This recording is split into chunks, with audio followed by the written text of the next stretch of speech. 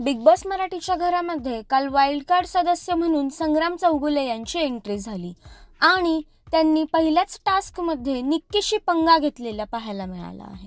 नमस्कार मित्रांनो, बीबी डिकोडर चॅनलवरती पुन्हा एकदा तुम्हा सर्वांचं स्वागत आहे.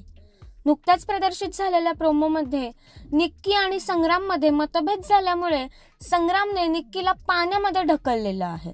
तर नेमकं काय झालं बिग बॉसच्या घरात हे जाणून घेऊयात या व्हिडिओमध्ये. त्यापूर्वी व्हिडिओला लाईक करा आणि चॅनलला सबस्क्राईब करायला विसरू नका. तर मित्रांनो, प्रदर्शित झालेल्या प्रोमोनुसार बिग बॉस यांनी अपात्र सदस्यांना पूलमध्ये उडी मारण्यासाठी सांगितलं होतं.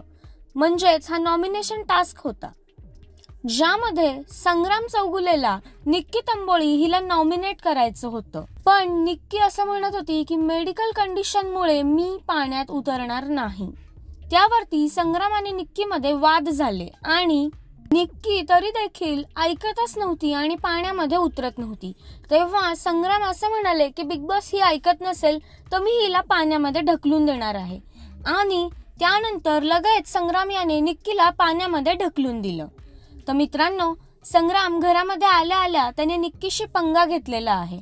आता संग्राम अजून पुढे काय काय करतो हे पाहणं खूप रंगतदार ठरणार आहे.